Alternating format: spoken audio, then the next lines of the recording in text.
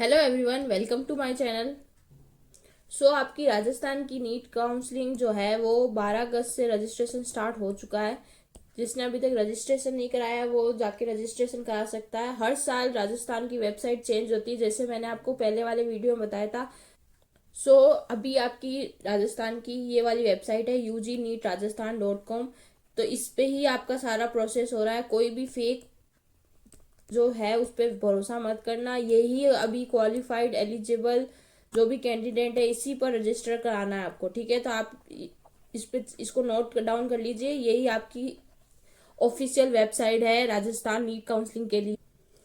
MBBS BDS के जो seat matrix है वो इस प्रकार है। एमबीबीएस जो है आपका कोर्स 4.5 साल का होता है, 4.5 years का। ठीक है, इसके अंदर आपको एसएन मेडिकल कॉलेज जोधपुर जो गवर्नमेंट है, इसके अंदर 208 गवर्नमेंट सीट है। ठीक है, जो government medical college Kota government है ये, इसके अंदर 194 सीट्स है। और जवाहरलाल नेहरू मेडिकल कॉलेज अजमेर, इसके अंदर गवर्नमेंट सीट 193 है। आरएनटी मेडिकल कॉलेज उदयपुर, इसके अंदर 194 गवर्नमेंट सीट है। Sardar Patel medical college Bikaner SPM 208 government seat है। एसएमएस में 209 गवर्नमेंट सीट है। ठीक है, फिर आरयूएचएस मेडिकल साइंस जयपुर के अंदर 53 गवर्नमेंट सीट है और आपकी 52 मैनेजमेंट सीट है और 22 एनआरआई सीट है। ठीक है, और झालावाड़ मेडिकल कॉलेज में आपकी जो 70 गवर्नमेंट सीट है और 70 मैनेजमेंट सीट है।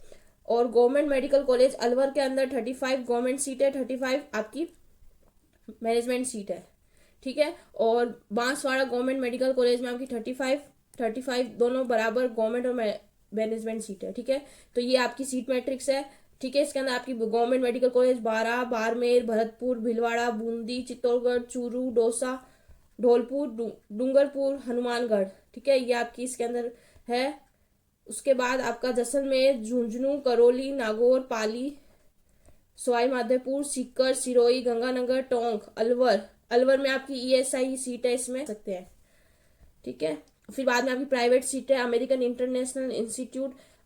ठीक है, और ये सारी आपकी प्राइवेट सीट्स है। प्राइवेट कॉलेज में आपकी एक जनरल सीट होती है और एक मैनेजमेंट सीट होती है। टोटल आपकी गवर्नमेंट सीट 2274 है। ठीक है, और जनरल सीट आपकी 3252 सीट है। और जो आपकी मैनेजमेंट सीट है वो 1439 है। और आपकी एनआरआई सीट है 468 सीट है। ठीक है, ये एमबीबीएस सीट्स है। ठीक, अब बात करते हैं बीडीएस की। तो आपका कोर्स 4 ईयर का होता है, उसके अंदर 1 ईयर इंटर्नशिप का जाता है। ठीक है, इसके अंदर RUHS dental college government seat है और गवर्नमेंट डेंटल कॉलेज जोधपुर में गवर्नमेंट सीट 43 है। ठीक है, बाकी सब आपकी प्राइवेट कॉलेजेस है।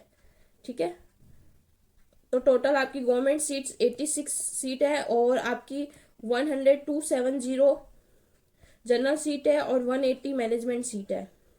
ठीक है, आपको आपके स्टेप्स मैं बता रही हूँ कैसे कैसे स्टेप बढ़ने। ठीक है, पहले आपको राउंड 1 में रजिस्ट्रेशन होगा, चॉइस फिलिंग होगी। ठीक है, रजिस्ट्रेशन आपके 2 पार्ट्स है, पार्ट 1 और पार्ट 2 करके। ठीक है, फिर आपको सीट अलॉटमेंट होगा। अगर आपको सीट अलॉट होती है राजस्थान यूजी के लिए तो आपको रिपोर्ट करनी है अगर आपको सीट लेनी है। अगर आप रिपोर्ट नहीं करते हैं तो आपको फ्री एग्जिट मिलता है और आप उस कॉलेज में नहीं जाते तो आपको कोई सिक्योरिटी डिपॉजिट फोर्टिफाइड नहीं होगा, जब्त नहीं किया जाएगा। ठीक है, अगर आपको सीट नहीं मिलती है तो आप राउंड 2 के लिए अपने आप एलिजिबल हो जाते हैं। आपका अगर रजिस्ट्रेशन कराया हुआ है तो आपको वापस रजिस्ट्रेशन कराने की कोई जरूरत नहीं है। ठीक है, अगर आप रिपोर्ट करते हैं और अपग्रेड कब भरते हैं कि अब अपग्रेड कराना है तो आप राउंड 2 में वापस चॉइस फिलिंग कर सकते हैं। ठीक है, फिर अगर आपको सेकेंड राउंड में सीट अलॉट होती है क्या, तो अगर आपको राउंड 1 में अगर सीट मिली और आपको उसको रिजाइन करना है राउंड 1 की सीट को, तो आपको राउंड 2 के रिजल्ट के 2 दिन पहले से ही आपको रिजाइन करना, नहीं तो आपकी फोर्टिफाइड हो जाएगी सिक्योरिटी डिपॉजिट। अगर आपको राउंड 2 में सीट मिलती है और if upgrade then candidate automatically relieve from, आप राउंड 1 जो कॉलेज बना था उससे हट जाएंगे और राउंड 2 में आपका कॉलेज टू कॉलेज आपका ट्रांसफर हो जाएगा। ठीक है, और अगर आप नहीं जाते हैं राउंड 2 में, जो भी आपको सीट मिली है ज्वाइन नहीं करते हैं, तो आप आगे आपका सिक्योरिटी डिपॉजिट चला जाएगा। और अगर आगे पार्टिसिपेट करना चाहते हैं तो आपको वापस से अपना सारा प्रोसेस करना पड़ेगा, वापस से सिक्योरिटी डिपॉजिट जमा कराना पड़ेगा। और जिसको सीट नहीं मिलती वो आगे पार्टिसिपेट करना चाहता है तो वो आगे उसके फर्दर राउंड के लिए एलिजिबल होता है। और जिसको सीट मिल जाती है तो उसको रिपोर्ट करना होता है और अपनी फॉर्मेलिटीज पूरी करानी पड़ती है और नेक्स्ट राउंड के लिए अपग्रेड के लिए भी भर सकते हैं। ठीक है, उसके बाद राउंड 3 के में अंदर भी आप फ्रेश रजिस्ट्रेशन चॉइस फिलिंग कर सकते हैं। ठीक है। और जिनको सीट अलॉट हो जाती है राउंड 3 के अंदर, वो फिर स्टे वैकेंसी राउंड के लिए एलिजिबल नहीं हो सकते, ठीक है। और आपको कॉलेज लेनी पड़ती है। If upgraded then candidate will automatically relieved from the earlier join college and will have join new allotted college and document shall be transfer from college to college. आपका कॉलेज टू कॉलेज ट्रांसफर होते हैं, ठीक है। और अगर आप seat, यही बात है कि आपको सीट मिल गई और आपने ज्वाइन नहीं की तो आपकी सिक्योरिटी डिपॉजिट चली जाएगी, ठीक है। और स्टे वैकेंसी राउंड होता है, सीट बच जाती है तो आपका स्टे वैकेंसी राउंड भी होता है, ठीक है। और इसके अंदर आपको सीट, इसमें कट ऑफ आपकी नीचे जाती है। और इसमें एलिजिबिलिटी वो आपको पता ही है कि आप 31/12/2009 से पहले पैदा हुए होने चाहिए, ठीक है। मैक्सिमम एज लिमिट नहीं है इसके अंदर। और जो प्राइवेट मेडिकल कॉलेज है उनके फीस स्ट्रक्चर, उनकी वेबसाइट अच्छे ढंग से दिखा दिए जाएंगे आपको। जो भी प्राइवेट की फीस स्ट्रक्चर देखना चाहते हैं तो आप जाके उनकी वेबसाइट्स पर चेक कर सकते हैं, कॉलेज की वेबसाइट पर। अब आप बात करते हैं बॉन्ड की। तो आपका जो बॉन्ड है, condition relating to bond applicable for government college, government society college, RUHS candidate selected है गवर्नमेंट सीट। अगर आप गवर्नमेंट सीट लेते हैं एक्सेप्ट मैनेजमेंट और NIC इन अबाउ मेडिकल, आपको अगर आप बीच में छोड़ते हैं कंप्लीट होने से पहले तो आपको 10 लाख का बॉन्ड भरना पड़ेगा, ठीक है। और अगर आप NRI seat in above medical have submit bond for fee remaining period depositing a regular basis in case CNC leave the MBBS course, तो आपको पूरा कंप्लीट फीस भरनी पड़ेगी जो भी आपका रिमेनिंग सेमेस्टर है। और यही आपको management seat in government society college RUHS shall be required submit a bond to effect that case CNC leave fee of all remaining semester of the course. जो भी आपकी रिमेनिंग सेमेस्टर बचेगा उसका सारा का सारा आपको भरना पड़ेगा। और वैसे भी राजस्थान में बहुत ज्यादा है। और अगर आप RUHS कॉलेज में डेंटल सर्विस और गवर्नमेंट डेंटल कॉलेज में जाते हैं तो आपको 4 लाख का बॉन्ड भरना पड़ेगा। आपकी रजिस्ट्रेशन फीस जो है वो नॉन रिफंडेबल होती है। जब आप रजिस्टर करेंगे, फर्स्ट स्टेप आपका रजिस्ट्रेशन ही होता है, उसके अंदर आपको 2500 जो जनरल EWS और नॉन डोमिसाइल स्टूडेंट्स है उनके लिए, और 1500 SC ST STA कैटेगरी के लिए है। Candidate of Rajasthan state domicile applicable transaction charge plus आपका ट्रांजेक्शन चार्ज भी लगेगा।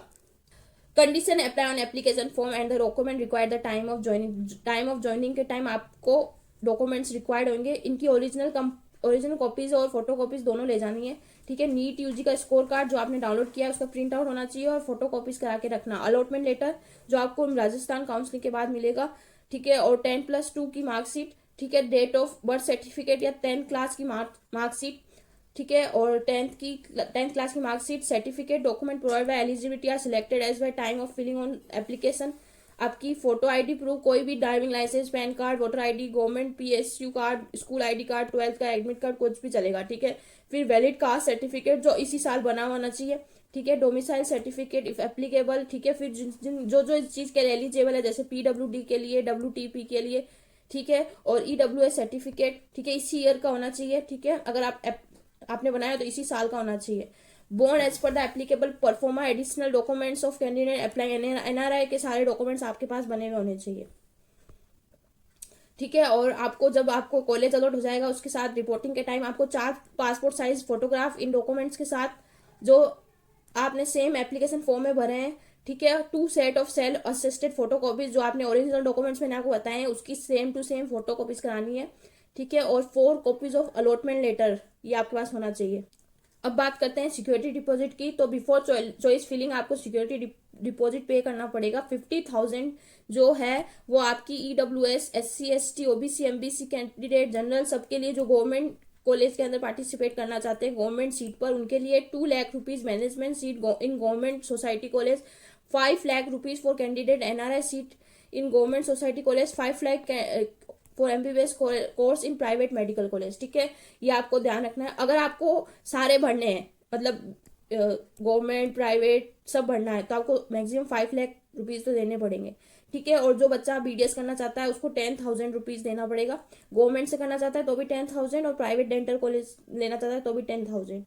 हर राउंड में अगर आपको सीट नहीं मिलती अगर राउंड 1 में तो राउंड 2 में आप ये मत समझना कि चॉइस फिलिंग एक बार कर दी तो वो हर राउंड में चलेगी, ठीक है। और जिसने एक बार रजिस्ट्रेशन कर दिया उसको बार बार रजिस्ट्रेशन करने की जरूरत नहीं है, ठीक है।